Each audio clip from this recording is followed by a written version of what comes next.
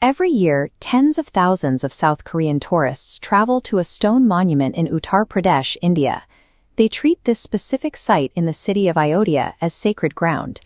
They make this journey because nearly 10% of the modern Korean population, over 6 million people, trace their direct ancestry back to a legendary Indian princess named Ho Hwang-ok.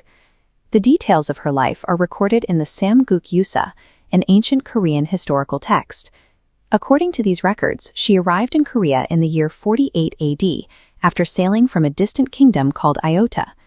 Because millions of people anchor their genetic and cultural identity to this specific location in northern India, the accuracy of how that ancient text was translated carries massive weight. The Samguk Yusa details a specific profile for the Queen's Crossing.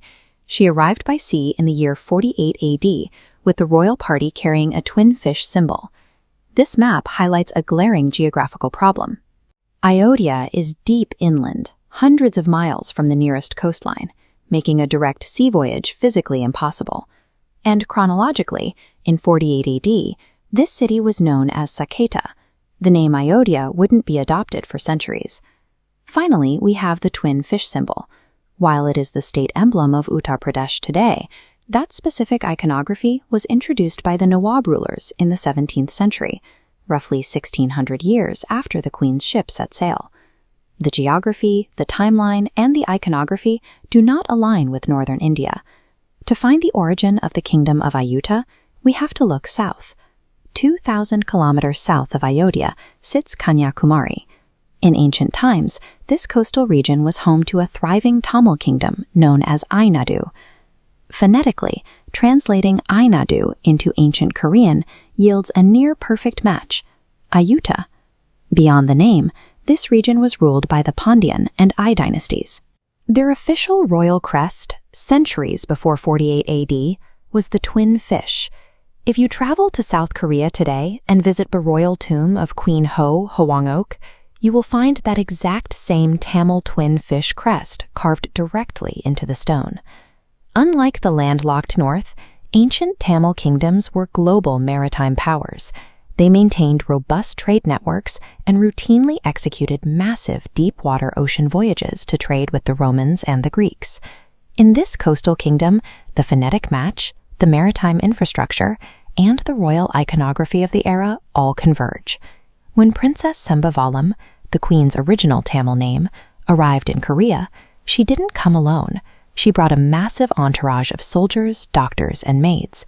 She effectively transplanted an entire Tamil village into the Korean royal court.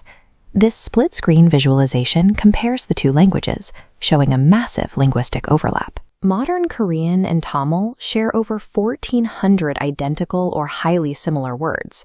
Foundational familial terms, like calling a father Appa and a mother Amma, are exactly the same. The cultural parallels extend into daily life.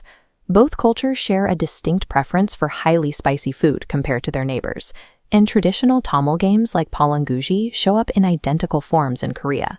Even the agricultural calendars align. The ancient 3-day Tamil harvest festival of Pongal mirrors the major Korean harvest festival known as Chuseok. Princess Sembavalam achieved something incredibly rare. She married a foreign king and successfully embedded her native language, diet, and traditions permanently into the population of a new empire. So how did millions of people end up visiting the wrong location? In the 1990s, Korean researchers officially set out to pinpoint their beloved queen's exact birthplace. Their investigation possessed a critical flaw.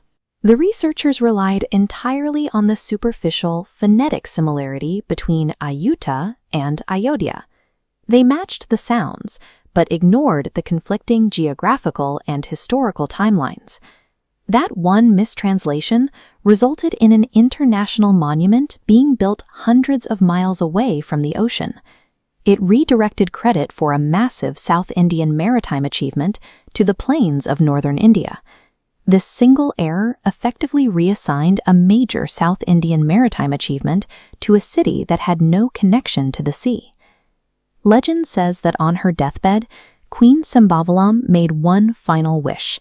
She asked that the Tamil language and culture she brought across the ocean would continue to live on in her descendants. The stone memorial in the north is a modern addition, But the queen's legacy is ancient and active. It lives in the language and the very genetics of the Korean people. While modern plaques might offer a different address, her history survives in the culture millions of people speak and live every day. This research was done and prepared by Father Arul, SVD, Riverside, California.